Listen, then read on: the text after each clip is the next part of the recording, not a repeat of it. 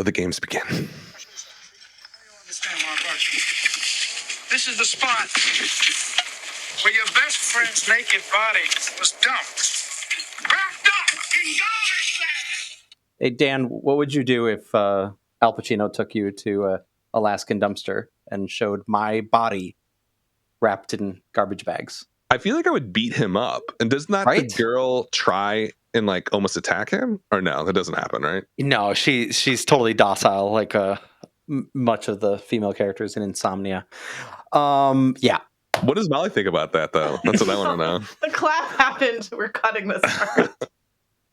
We'll come back to it. Okay, Alright, cool. Kill me. 3, 2, 1.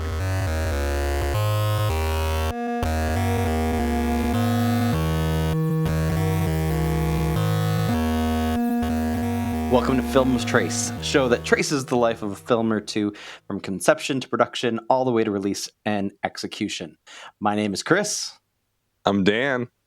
and today we have our special guest, Molly. Thanks for joining us again, our good friend, Molly. Happy to be here. I also want to note that Molly is our most featured guest on Film Trace. I think this Is that we were official trying as to of this count. episode? It's Well, like, we were trying to count it. Is it six? Is this my I think this is the sixth time, which is sixth episode. disturbing. She's been on every season. I was Except for the first one. Yeah, except for the first season. Wow. So 6 shows. Do you have a favorite, Molly, that you loved the most? No. Donnie Darko, Everyone. perhaps? Every time. Yeah, so there's The Donnie main Darko, time. Body Heat. But he was fun. Memento? Yeah. Something with the devil. Shit, The devil may care Oh, or something. The Devil May and- Care, starring And Tom the Holland. Trial of Chicago 8. or Yeah, whatever. try Chicago. Yeah. Yeah. So, Chicago 7. whatever. 7. Yeah. You know. Yeah, they it's didn't all count the same. 8th guy. Yeah. Okay. Anyways, thank you so much, Molly, for joining us again. I can tell that you are just thrilled / actually trapped in Dan's... She's in literally my bedroom. Okay. Yeah. So To paint the picture for anyone who's actually listening to this, Dan is sitting across from me on a frameless mattress. Classic. And I am sitting in a blue rocking chair. Ooh. it's the only chair I have in my 7 bedroom. feet. Yeah. I guess Both Dan of those proved fit your vibes pretty Yeah. accurately. Yeah, it's about right. What are we Today, doing? What are oh we my doing? gosh, we are into the existential thriller theme, and this time focusing primarily on David Fincher's The Game, starring Micheal Douglas from 1997. This year is the 25th anniversary of said film, and we'll do a little teaser, twister at the end. What do we call it? Chaser. Chaser film. With the 20th anniversary of Christopher Nolan's Insomnia, maybe his most forgettable picture in the filmography, but nevertheless, it's got Al Pacino screaming about garbage bags and naked bodies. So we'll dive into that after we begin first with The Game. Molly, why did you want to come on the episode that we were planning on doing for a while now about this movie? Oh, well, I feel like it was continuing my film bro thread that I was trying to have not done Fincher, still have not done a PTA, I guess. It's I coming. feel like there's somebody else. You did Richard Kelly, which counts. Yeah, no, Yeah. for sure. I feel The Game is I don't know. It's just like such a weird movie to me, like in a very fun way, and it's definitely like it's Fincher's like funnest film to me, which is he's always very so Right. I think this is just like a fun anomaly to me a little bit. So Yeah. It's a strange one in his filmography, even if like tonally and visually it fits his oeuvre pretty perfectly. Let's start, as we are wont to do, with the IMDb plot synopsis. you guys In just case- straight up reading Yeah. the, like plot synopsis from IMDb. Those are so chaotic. We can improv. Oh it. yeah. No, it's I just feel like they're so inconsistent that Oh, they're absolutely. terrible usually. That's yeah. why Oh, it's okay. fun. Yeah. Mhm. I'll go for After a wealthy San Francisco banker is given an opportunity to participate in a mysterious game, his life is turned upside down as he begins to question if it might really be a concealed conspiracy to destroy him. Interesting. That one's actually pretty straightforward for a It's a movie lot. that. It's okay. I mean, I Yeah. feel like you got to mention like there's a lot missing in terms of his age, father's suicide, brother. I mean, you got to Mhm. like throw some of that stuff in there. I feel like. So this was originally conceived. This is also like one of Fincher's only movies that was a produced spec script, which I think is an interesting place to start because the guys that wrote it, John Brancato and Michael Ferris, were pretty much only known here in the mid 90s when the script came across Fincher's desk because they had a very, very minor hit in 1995 with The Net, starring Sandra Oh Bullock. yeah. And they use the same. I don't know if this is. I could not. I dug. I could not find confirmation, but I don't think it's a coincidence then that you have the newscaster Daniel Shore in The Net, and then you also have him having arguably even larger presence in the game. With that, I mean, for me, anyways, that was like the moment in the film where it really like kind of came alive when the news anchor is talking to Micheal Douglas, and you realize that shit's getting real. That CRS is not just a front for something else. It's a little more mysterious than that. We should probably start there like we usually do. That's my experience. My memory of the game is just being completely enamored with it from that point onward as I mean, 97? I was 14, 13 maybe? Did you see it in the theater? Saw it in the theater with my older brother and just was freaking blown away. How about you guys? Is this PG-13? Oh, fuck. No.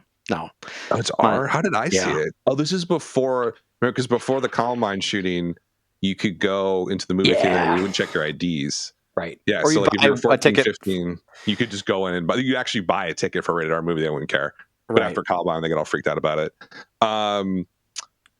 Yes, I do remember seeing this in the theater. I don't remember what my reaction was, but I do remember getting the DVD probably in college. And it's one of those films that you just, I don't know, there's something so intriguing about it that you just watch it over and over again, trying to figure out what it's all about. So I've loved it, since the DVD release, I would say probably. Molly, what about you? Did you see it when it came out? No. When did you see it? No, I was never in the theater to see this. I don't remember. I feel like I probably saw it maybe in like 15 years ago or something. Yeah. Like the mid-aughts. I don't quite remember I don't know, I'm sure I saw it on like HBO or cable, or I rented a DVD or got a DVD from the library, which Wiper refuses to do. The library. I've never checked out a book from the library. But it's free. I know. It's to get my DVDs. Yeah, no, I just remember also specific the ending is very indelible to me because it's so fucking. Am I allowed to swear? Yeah, you go for it. Yeah. We'll mark it clean no matter what. So bonkers. Like that's what I mean. The whole thing, but the ending is just like what? It's just I don't know. It's just that's what cements so it. Absurd and comical, but just oh, I don't even know how to explain it. But yeah, I have a very indelible that it's the ending for me that makes it so memorable because that ending is nutsola. So right, and we'll unwrap that for sure a little later on. But let's start getting into how this came to be a David Fincher film. I'm curious. How aware were you, Dan, for instance, that this was a Fincher film? Because for me, I had no idea. Yeah. Okay. No idea. Yeah. This was the burgeoning kind of moments for me of understanding what a director did and how they had a stamp or a style on a movie. And it was really only because I was so obsessed with renting and re-renting the Alien films. And so Alien 3, and then I remember seeing, I mean, I cannot imagine having a similar trajectory with my own children. But yes, I saw 7 in the theater. You saw with my 7 older in brother. the theater? Oh God, it fucking traumatized me. Wow, dude. Yeah. Your kids are gonna. I know. But like I distinctly remember like connecting those dots between Alien 3, 7, the game. And especially because it's almost as if like the game is the tamest of the three, right? Yeah. And yet it's also like Molly was kind of saying, it's the most bonkers of the three as well. And I think that's part of what makes it stand out in his filmography, is that it's ultimately a pretty subtle film if you look at it in conjunction with like the insanity that is like a prison planet being the trilogy capper for a for like a sci-fi franchise, and then like a movie where Kevin Spacey plays a serial killer that, you know, bases his murders on the 7 deadly sins.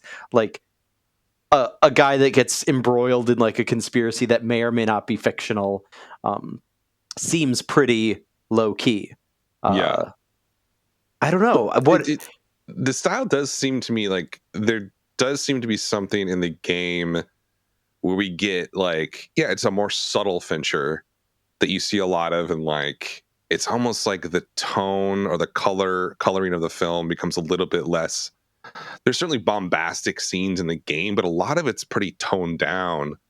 Like a lot of it reminds me of stuff in Gone Girl, even Social Network. He does kind of make a turn here, I would say, from 7, where it's a little bit more, I think, pulled back a bit. I don't know if you guys agree with that. I don't know if it feels like. Is this a classic like film bro read to you, Molly? Because you seemed pretty dead set on the outset of this whole conversation that this movie's kind of insane. Oh, I mean, film bro read that this like no, that the movie. It seems. What? It feels very film bro-y to be like, this movie in which a wooden clown has a key that may like to call that subtle. That seems I that's think ridiculous. my purpose here is to point out any film made by these film bro directors, therefore, because they automatically get elevated. You know what I mean? There's a different level of consideration and film bro lens that gets applied to certain directors regardless of what it is. And I think that's the case with, that applies here with Fincher. Like, this movie is bonkers. Yeah, there's no other way to. I don't mean bonkers like it's anybody who's seen it knows it's not like bonkers like Yeah, what makes it bonkers? Other than the ending, is it just that? I mean, it's the ending in context, I guess. I don't know. Like it's just insane. Like, that's an insane way to end a movie. Because up until then, it sort of feels like maybe a traditional like noir-y, like something like DOA, or someone's just like sort of chasing through the streets of San Francisco trying to figure out what's going wrong. But yeah, the ending it's also the reason that Fincher doesn't like the movie. Right? He stated that like Chris, so how did this become a movie that Fincher ended up directing? Yeah. Well, I mean, I think the big aspect of it that I was able to grasp onto a lot more than previous, because I don't think I've seen the movie in probably a decade. And it was just like the Scroogeness of it all, like the Dickens influence, even if it's like just on like an ephemeral level, feels really like overly obvious. Whereas like I wasn't keyed into that as a younger person watching the film or even rewatching it like in college. But like it really feels like this is there's a great quote from back when the film came out. Fincher was profiled by the LA Times, and he was essentially saying that even though in 2014 he admitted that they didn't figure out the third act, he was really like kind of being combative in the press with critics about the ending back when it came out. And so he said, for instance, is it any more far-fetched than John Malkovich on top of a runaway fire truck in Con Air? And then an even more telling quote about the actual protagonist, Nicholas Van Orton, as portrayed by Micheal Douglas in a very kind of like Ebenezer Scrooge-esque fashion. Fincher said in response to like Scrooge the protagonist. Sexy. Yeah. Okay. She's not in lying. response, she's not lying. Right. in response to that idea of like a kind of like a Scrooge-like character that really doesn't have any true like development until that very end. He said, quote, "I find people who are cold and aloof and wear it on their sleeves very likable. What could be more honest?" And, but like, Yeah, I mean, this is a guy who whose family lived next door to George Lucas growing up, and like his dad took him to see American Graffiti and then brought him next door to introduce him to George Lucas. And like at 8 years old, he knew that he not only wanted to be a film director, but that it was like a feasible career option. And so like he's already on this path as a young kid to like arrogant town USA, and that becomes like almost immediately in his 20s as a music video director and commercial director, his kind of personality stamp. But because he's so calculated and persistent and persuasive, like he somehow still gains that foothold. And so of course he sees himself in Nicholas Van Orton even in his mid-30s making this film. And so I don't know, that's where I'm curious in this lens of viewing the film 25 years after its release, maybe a decade or so after we've really considered the kind of auteur stamp of this. Do we like, how do we feel about Nicholas Van Orton? Because it very much feels like, for me anyways, I'm still all aboard for like the ride of it. And I've always been kind of biased in favor of like mid-90s thrillers. Mm-hmm. But I don't know, how much since that's our theme this cycle, Dan, how existential did you find it this time around? I would say like the actual self-reflection in this is not very deep. The whole point of the movie is essentially that like, oh, he realizes that there's more important things than being lonely and having lots of money, right? Is that kind of the message at the end?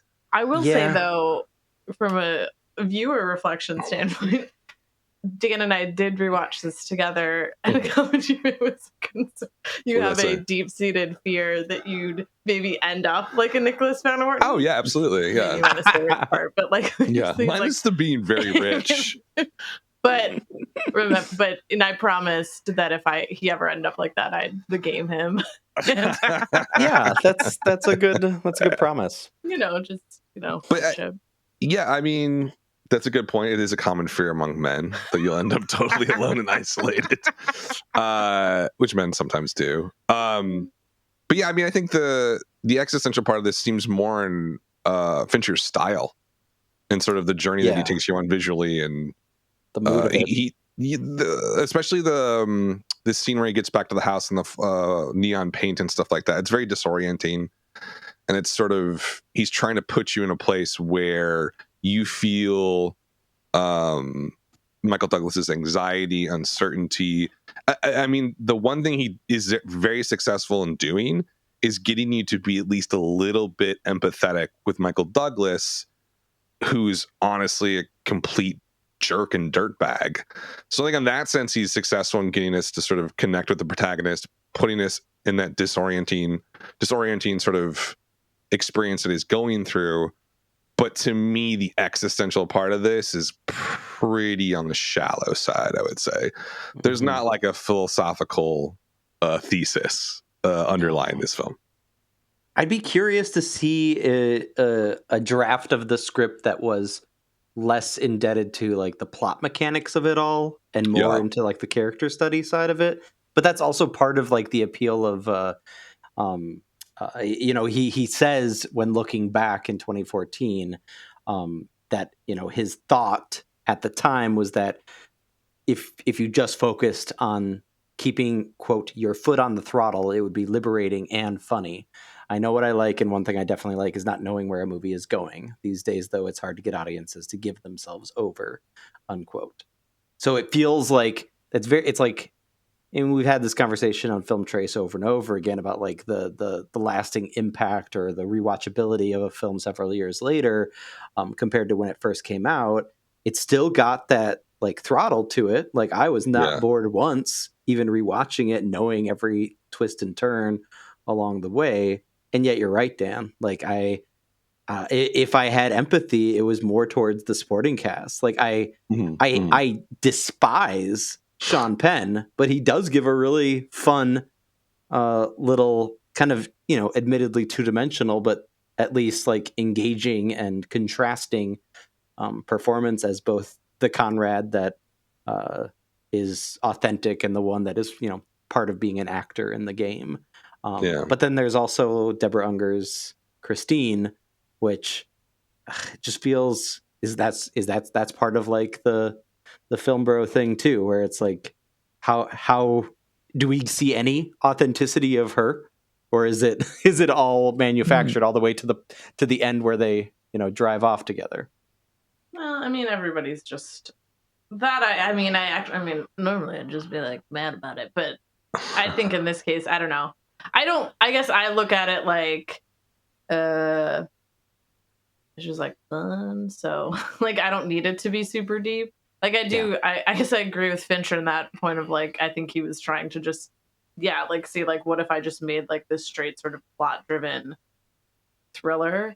I mean, like you said, he's just using like it's a Scrooge, I'm sure something preceded Scrooge as like a whatever Dickens was drawing from. I mean, like I'm sure there's some sort of like Greek myth that also goes to that same core theme of whatever, hubris, or I don't know. So yeah, I mean, he's just using that. We don't think that any of that stuff is less deep. It's just sort of like, using that iconic sort of shell of a story and then just making something, whatever, like a genre film around it. So in this case, he was making a thriller, and it seems. So I feel like if that was his intended purpose, he, like, by all of our admission, he succeeded. Right. So I don't even care. I mean, like I don't think anybody's supposed to be a particularly dynamic character. They're all just in service of the plot, or in service of, again, here, the, Ebenezer Scrooge plot function of Micheal Douglas, whatever, having an existential awakening, a personal transformation at the end of not being, a self-centered asshole, learning to appreciate life. So I don't actually, like, nobody's a particularly, it's all, they're all just like plot function for, one thing that stood out to me this time around, I think maybe especially because we're on the heels still a little bit of our previous theme, Dan, of self-aware horror. Yeah. And like, it's interesting that, whether it's the original screenwriters or Fincher, because he tinkered a lot with the script, he changed Conrad's character from a college friend to a younger brother, changed the ending. It was supposed to be Nicholas shooting Christine, but it changes it to him shooting Conrad. Of this notion of like, I mean, essentially what Micheal Douglas ends up signing himself up for, and you could argue that subconsciously, like, he is signing up for, because he's like looking for something to like, something different in life, right? Something, he just, when you think like the guy who has it all can't be entertained, he thinks, on the off chance, maybe my brother's right, this could do something for me. And he's bored anyway, so might as well go through with like the absurd long day of tests and interviews and what have you.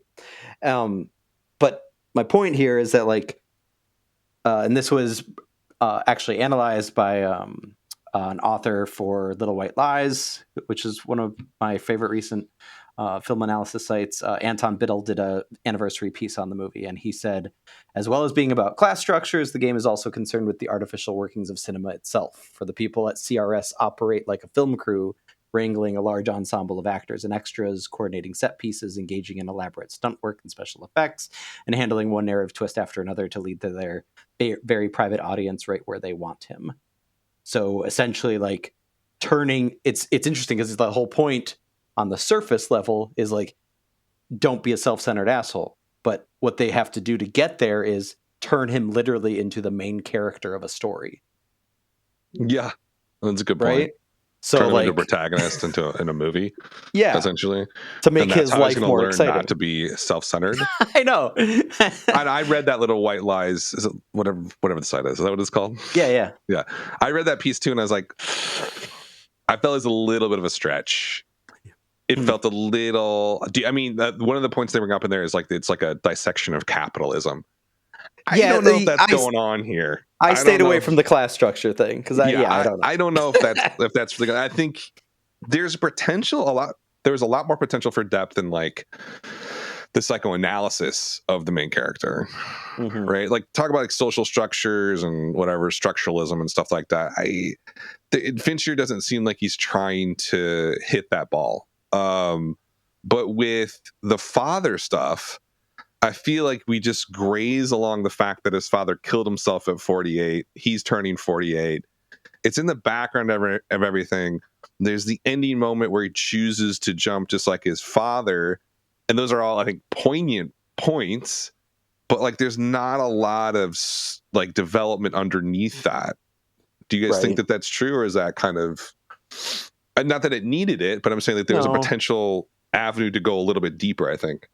And it's, arguably sensationalism, right? To have that kind of parallelism, including with like the wooden clown found in the driveway, as if he had fallen, jumped from the roof like his father did.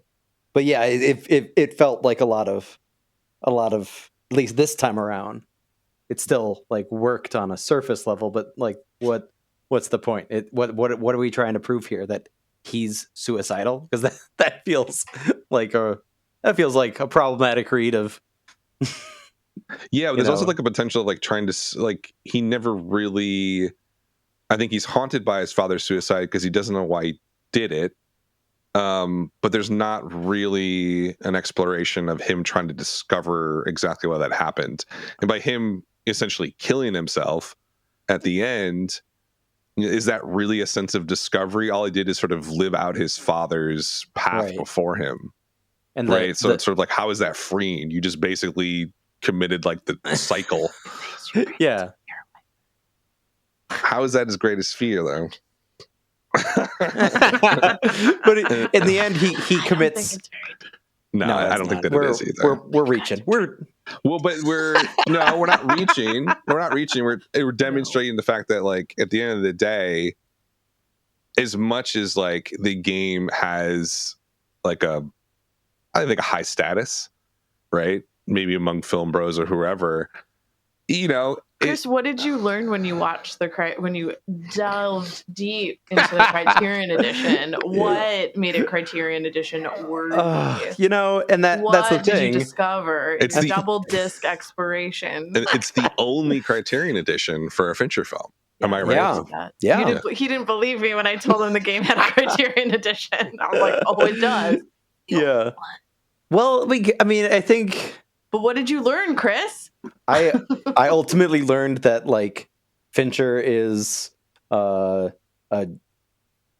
really difficult perfectionist to work with, but he does it because he wants everything technically flawless, and ends justify the means. I get it. Right. Get it. But like, you look at every piece of it, from like the Panavision lenses to the intensely detailed storyboards of the taxi into the water scene. Like, yeah, it sucks that it takes, and I don't think the ends do justify the means, and yet you still I still hate that I'm in awe of it at the end of the day. There's like this pristineness to it. The director of photography, Harris Savides, who also, this was his first work with Fincher, and he only worked with him one other time for Zodiac, which I think is another one of his like more exquisitely shot films. Yeah. And he also worked with Sofia Coppola and Gus Van Sant. But like Savides basically said, that he's worked with all these directors, and he feels like the only one that knew really how to shoot at nighttime was Fincher. And I think that's something huge to say. He, considering all the names that Savides has worked with through the years, he went. I did write down this quote from the Criterion behind the scenes interviews.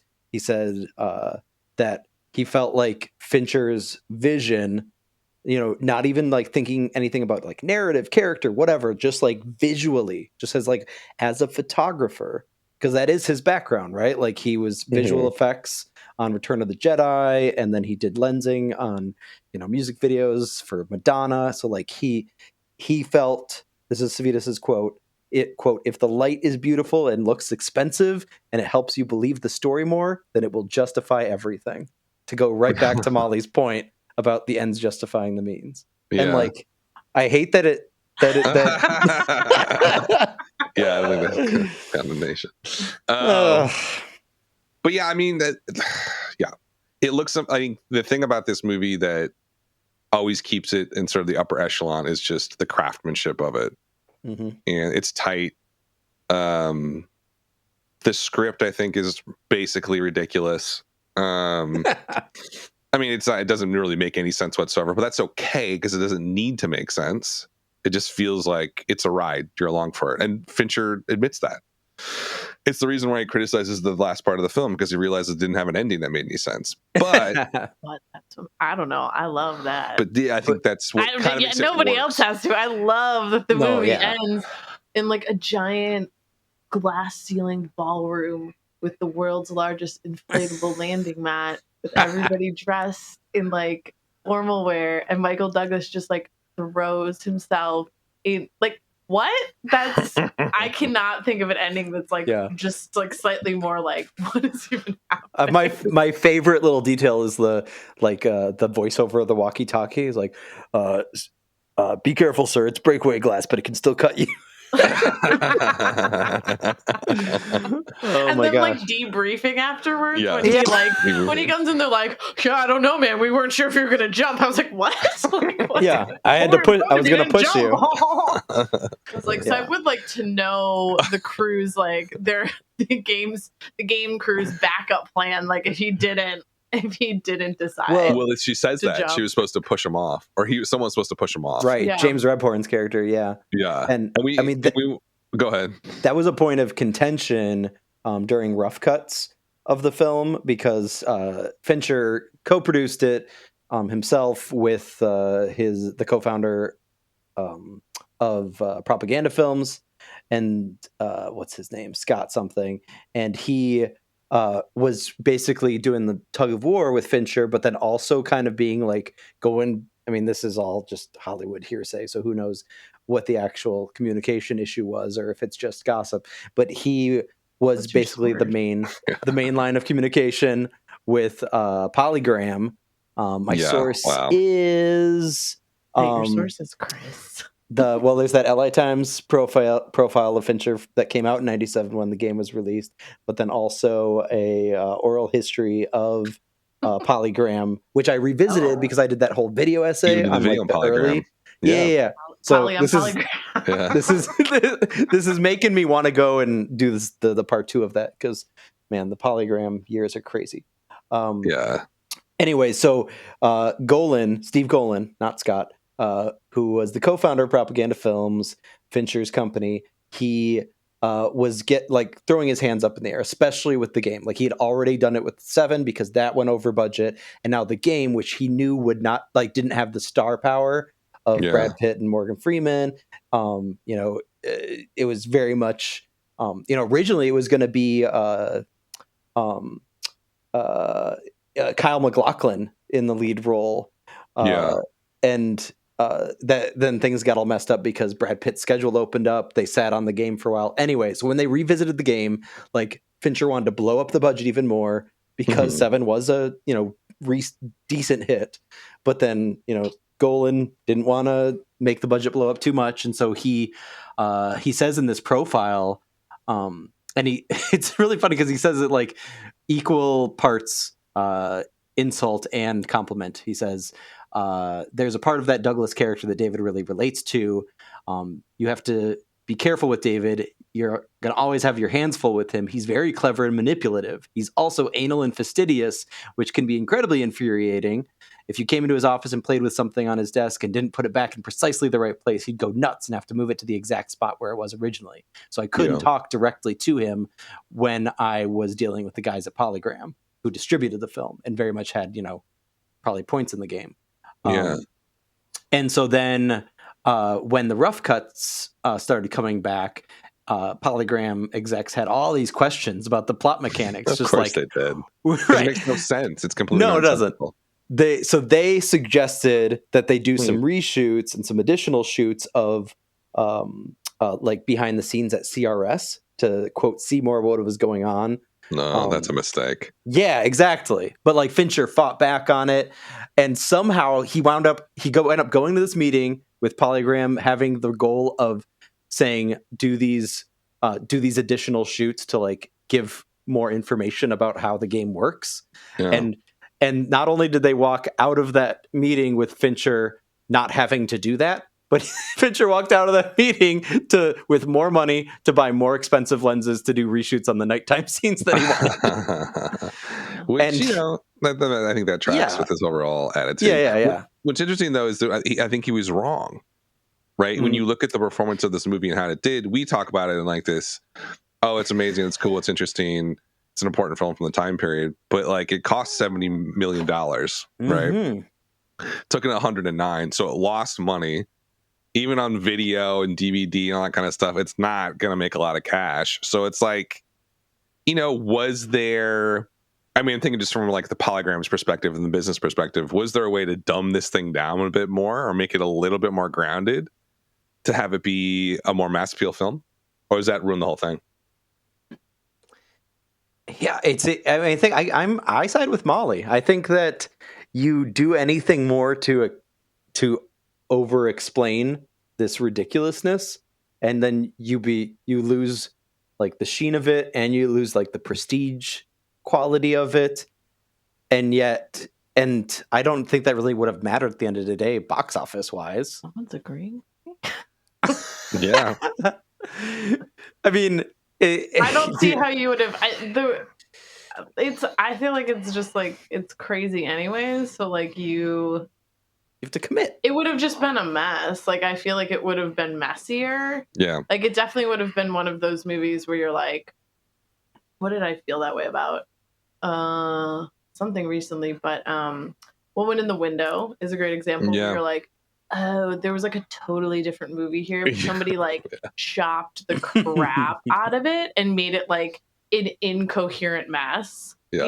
It like even worse. Even like sometimes when I watch it, like that's when I can think. I know there's like a more recent one. Yeah. I felt like Deep Water about that too, where I was like, somebody chopped this, like where there was a different movie in there, but it's like when you get, which I feel like is a lot of directors and stuff will often say that too. I mean, that's pretty notorious, where it's like if you have too many cooks in the kitchen, if you have too many different like producers or studios trying to exert different arbitrary creative perspectives, or just like, oh, this, especially this doesn't make sense thing. I think at some point you have to, with most films, you just have to be like, we have to like trust that this is just whatever experience and the audience is going to get out of it, what they're going to get out of it. You can't. Anyway, so I do think with the game structurally, if you tried to, I'm sure you could make small tweaks. I don't know. I'm sure Fincher could recut a different version of it and fix his ending or whatever he thought he wished he would have done instead. But yeah, I think I think it could have just been a mess. So I don't know. I feel like when we were watching it, I said, I actually thought he did a pretty decent job of like having a balance between like, there was fantastical things. Like obviously, like I think the newscaster cheat is like a great one where it's like, it's supposed to feel like a hallucination or sort of like magical realism where you're like, is this really happening? But then there's definitely like things where I remember when they go into they're like in an ambulance and being chased into like the hospital in the underground parking lot that is like an emergency room exterior, but then all the lights go out and everybody disappears and then they're in a parking garage. Like that was where I'm like, oh, this is staged in a way where this feels feasible. I don't know. Yeah. You know what I mean? Where it felt like I was like, oh, this is grounded in reality. They aren't in like an actual hospital that then empties out. It's very clear that it's a stage and it looks like something that like conceivably is grounded in Micheal Douglas's reality. So I don't know. Like I thought he did a decent job. And I mean, I think I forget who it was, somebody like calling it essentially Christmas Carol meets Mission Impossible. Yeah. but where like part of the purpose, like it's such an ingenious conceit to marry those two ideas together, because it is very believable that somebody like Nicholas Van Orton would be like not aware enough of his environment because he's so like stuck in his routine and isolationist and like stuck in his head, always thinking about, bottom dollar, coming home to Ilsa. Like I would buy that he would not. To Elsa, is that what Yeah. you're saying? Yeah, where it's just like Comfort. that Mother. comfort, right? Yeah, exactly. Where it's like he would have so much adrenaline pumping that he wouldn't realize that like the fire extinguisher in the ambulance is fake or anything like that. And then, yeah, I don't know about that. I mean, it's just, yeah, it's a ride. I mean, You know what's- go ahead. Oh, all I was going to say was crazy was going back to the numbers thing because I was just looking this up because I was curious. And this movie made more than Fight Club.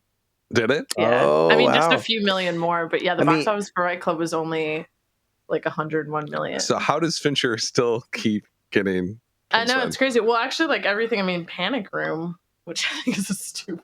Talk about like another movie. I feel like that's probably closest to like what he did here was like Panic Room. Yeah. Mm-hmm. Like Panic Room, I don't even ever think about that. So that No. to me is a testament to the game of like that there's value in just like doing, just kind of balls to the wall randomness sometimes, or it's like, I don't know, this should work, but that's I often feel like is the best use of all these film bro directors, because I think my argument is their through line quality is that they're all very technically talented. Like they have a lot of they have a strong visual style, right? And they have a lot of going on and on about like Fincher's technical skills and photography skills and quoting other men talking about how he's has all these skills, which is I think is true. Like that's the same with Nolan. It's the same with a lot of these guys. It's like why they sort of occupy that category, and why I enjoy watching stuff that they make, because it's very well done. It's very visually compelling. It's very whatever. And then but yeah, I don't know.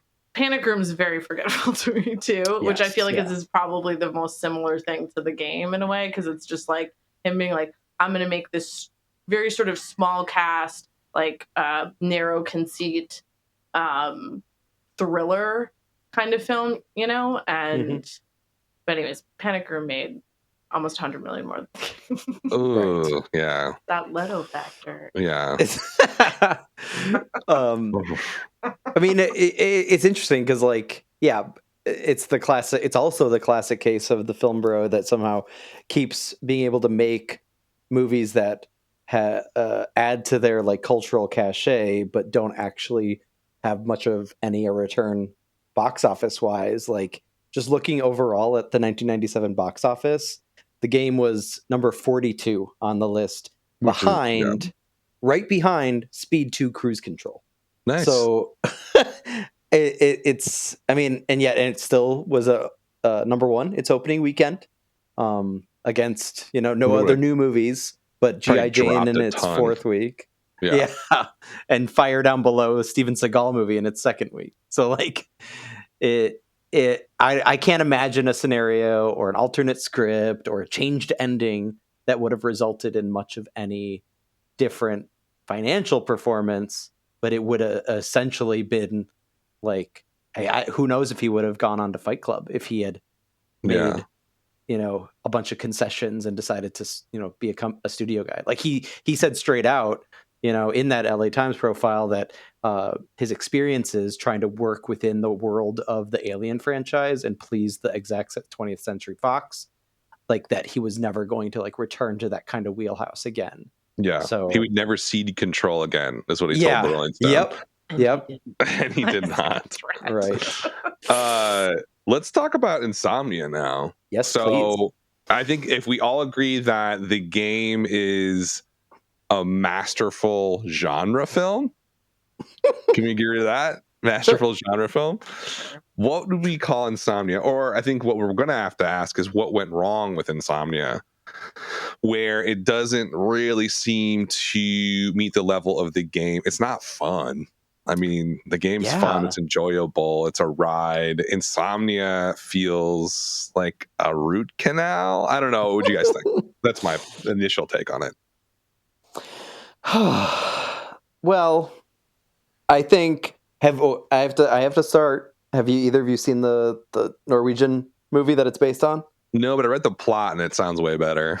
It is. It's so much better. And to go back to Criterion, like I've got the Criterion edition of the 97 Norwegian film, and like I hadn't seen Insomnia. How many Criterions do you own, Chris? Yeah, I don't want to talk about it. No, that's what the space is for. Yeah, it's a safe space. No, it's not a safe space, but it's what the space is for. This side of your this is like a public space. It's a podcast. It's quite public.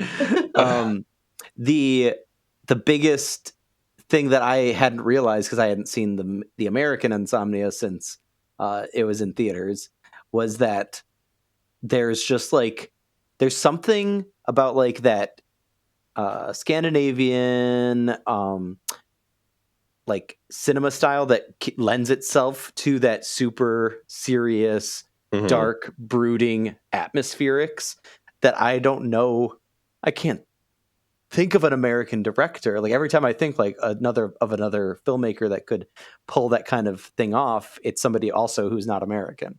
So it just feels like it was like a bad idea from the beginning. And yet, like, I don't know, I actually kind of liked it this time around. Can you expand? Well, Molly, I want to know your take because we watched this last night. Yeah. I don't know the critics' take. No. Or rewatched it because we've both seen it before. Well, I want to actually, I mean, I'll say it. I want to hear what Chris liked it first. Chris, tell us why you like it. Give us your Also, counterpoint, what did you think of David Fincher's Girl with the Dragon Tattoo? Oh, gosh. Because that's an American director doing a Cold Stand game remake. That's a really good parallel. I think that, I mean, I just don't like the whatever you call that series. Not what I'm asking. The Stig Larsson. It's fine. It's fine. Okay. So why did you like Insomnia this time? I think there's a lens to it that I did not get in 2002, and most of it has to do with Pacino and Williams. And that was largely the critical response at the time. And I remember not really understanding why people were so enamored with their performances, but I really liked them this time. I think they're kind of, it's like to find the similarity with the game, it's a subtle kind of batshit. Yeah. I mean, I can replay the naked body wrapped in garbage bags clip over and over again because it's silly, but there's this level of kind of absurd commitment. And this is before 1 Hour Photo, right? Is this like Williams? It's like concurrent. It's like right around then, right? Right around that same time, but like Williams going dark. It's very strange. He told his agent, "Bring me.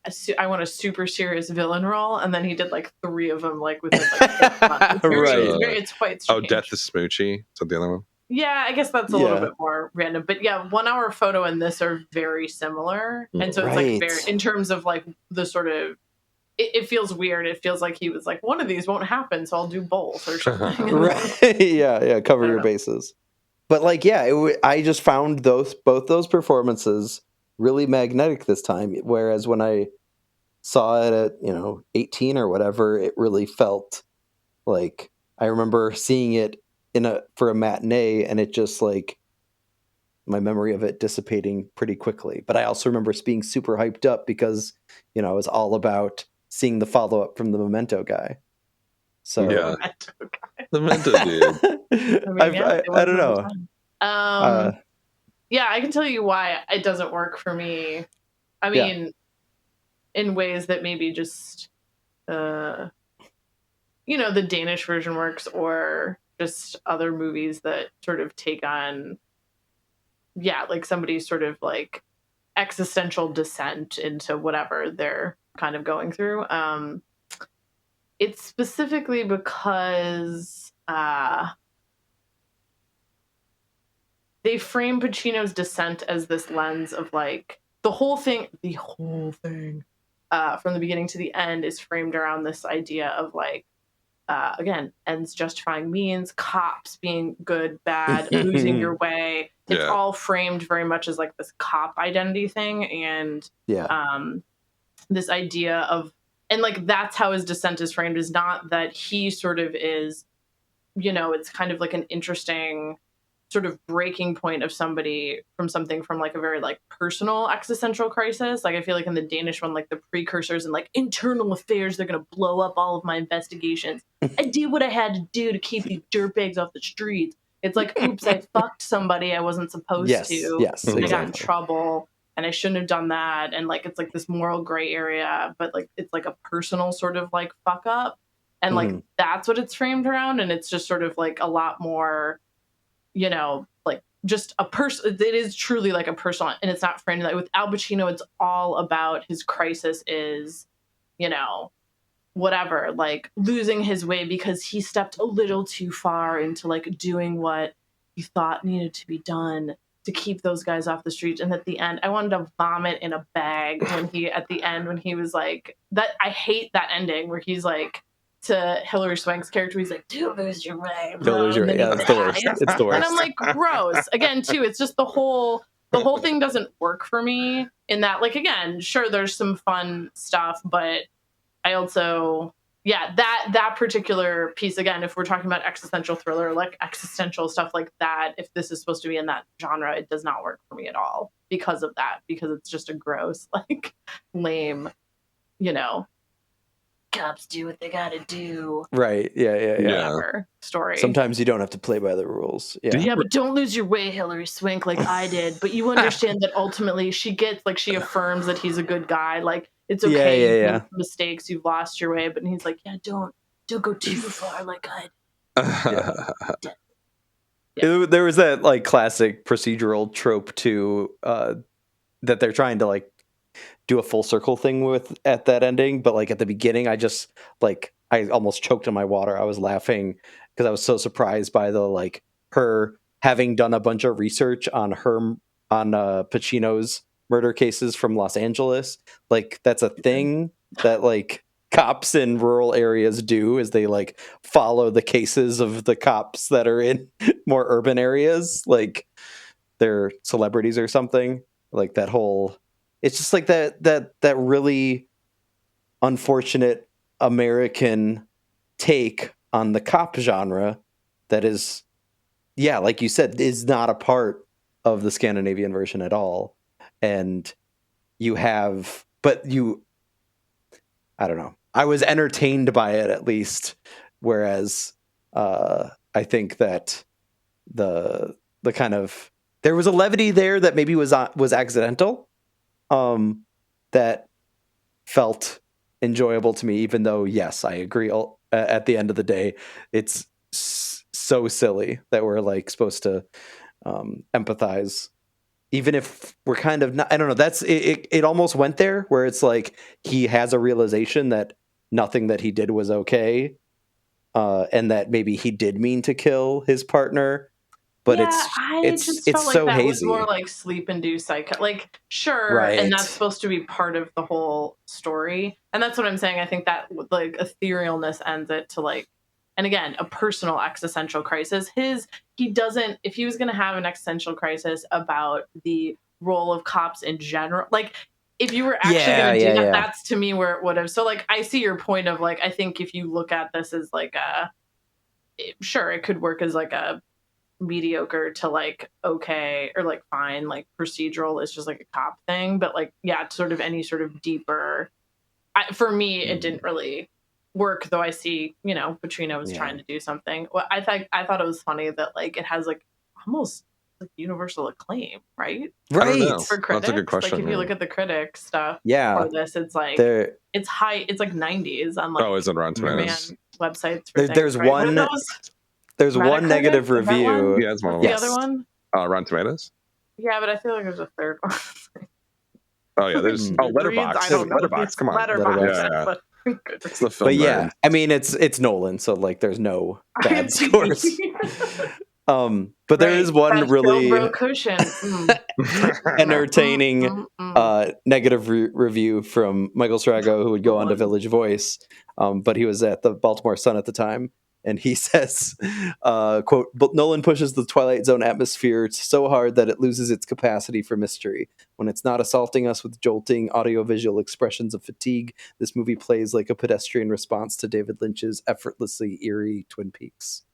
And I got the Peaks vibes, but I also got the vibes of a movie we did an episode on earlier this year, Dan, The Little Things. Do you recall that? Oh my god! Is that rando movie we did? Like, yeah, Denzel and Leto once again. Oh yeah. Yeah, this movie. What blows my mind about this movie is it doesn't feel like it's done by Christopher Nolan. Does that? Where do we see his fingerprints here? The visual motif. Yeah, I was going to say yes, which is the strongest thing for the visual motif. I think there's some like, yeah, I mean, but again, okay. I'm listening. What makes, I'm judging, but I'm listening. Well, no, because I actually think, again, especially in retrospect too, like, he likes doing this weird, like, or he gets into it after this of like big budget movies. And then he does, again, kind of random mediocre, why can't I think of it? The Christian Bale Prestige. Yeah, thank you. I was like going to call it The Illusionist, but it's not. But like, yeah, like I feel like now you see me. Is that right? Oh my god, you're welcome for that one. Greatest gift I ever gave you guys. Introducing you to American classic. Now You See Me. Yeah, I feel like it feels in so much as. I don't know. It doesn't. I watched Memento and I watched this, and they both feel very Nolan to me. Like, I don't think it feels like, oh, these are two different directors. The way, the sort of pacing, and the visual style, the visual motifs, the sort of, And honestly, that's like I don't know. Like, I'm saying, what makes this any more than like, besides like the David Bowie part, maybe the Prestige that has like a weird, crazy set piece. But yeah, and I mean that's one of the things that actually felt refreshing to me after having both revisited a lot of Nolan movies and then trying to like wrestle and pick apart and understand Tenet most recently, where it's like I almost enjoyed that kind of like come down of energy and there being so much focus on the performance. And I think that's kind of where he did have a nice balance of like working with somebody like Guy Pearce, who wasn't a huge star at the time for Memento, but then he takes on like this smaller adaptation story where he can look at it more as a director rather than as like a writer director, filmmaker, whole package thing, which has kind of become his thing over the past 20 years. But he still did he did 25-day shoot for Memento. He did 54 for Insomnia, even though it doesn't feel like it. It feels very slight. It's in British Columbia. He didn't actually go to Alaska. Like, he's doing a lot of shortcuts that I don't think Fincher would have ever done. The quotient for people in that small town is too hot. Sorry.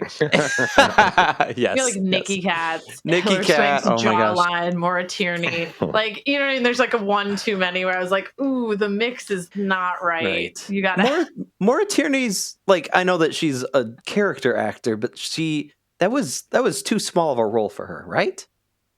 Oh, I think in at the time, 2002, probably. Yeah, because her big there's a big thing, TV, right? ER, like it was that, TV. and she was always so. No, I feel like it wasn't necessarily in 2002, but okay. It's obviously Nicky Cat. Everyone go watch it. I don't know if it's available on streaming. And his ever-changing mustache. Did we notice that?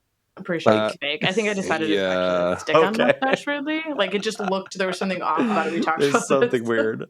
So weird. Ethereal. Yeah. But how do we... go ahead. I was just... I mean, I think I'm trying to wrap up like you are. I think ultimately I was kind of surprised that even though both movies are lacking, my opinion of The Game went a couple ticks down and my opinion of Insomnia went a couple ticks up. Mine kind of stayed the same. Like, I think that, like, no, actually, my opinion of The Game went down a little bit because I like some sort of semblance of sense or naturalism to a film. There's just none in that. So like it can't to me. And also, if you are going to go that route, you have to say something profound, and he doesn't say anything profound. But technically, visually, it's an awesome film. Insomnia, I can't stand the movie. I think it sucks. I still like the game. Yeah, the game's fun. No. I just yeah. Like for me, it's still just fun. And like I don't know, it feels like yeah. Anyway, so I still my I ticked the same. I don't know. This is you ticked the same. All right.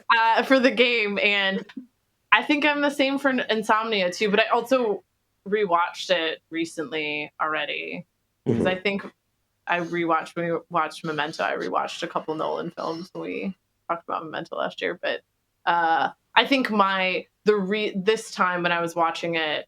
I mean, I think I already had that, but I crystallized like specifically why I was like, this doesn't work. And it's like the weird, like non-existential, like just boring ass moralistic, like cup framing. Like again, would have been interesting if he actually was like existentially questioning like the function and purpose of cops and the institution of the police, if that's what his spiral is about. But it was just like, maybe I just went a little too far. Yeah. Right. But audience, you understand why I had to. It's justice. Yeah, like that crystallized me, where I was just crystallized my annoyance more. Yes. I mean, that's kind of how this is what we're wrestling with for this whole theme. I think I'm kind of realizing with these movies is like the existential thriller is constantly doing battle where it's trying to like be thrilling and exciting, but also look inward. And it's almost always going to fail in one of those aspects. Well, we'll see. We'll see as we get through the series. Maybe there's a winner among this crop of 12 films we're doing. Michael Clayton just started out there. Yes. Preview or post preview. I don't know. I don't know when we're doing that one. Yeah. Oh, it'll be interesting. There's lots of ones we're revisiting. We're recording this episode before Alex Garland's Men comes out. And we're also going to look back at The Killing of a Sacred Deer to talk about European directors. So we'll see. Thanks for listening. Thank you, Molly, so much for having us. For us having you. Thank you so much for joining us. What the fuck? Thank you. I've enjoyed this fancy microphone Whitebird has, so I can just really talk like that. That's the one all the podcasters have. Yeah. Well, ASMR. Wonderful. Thank you so much. This has been Film Trace. We'll catch you back next episode.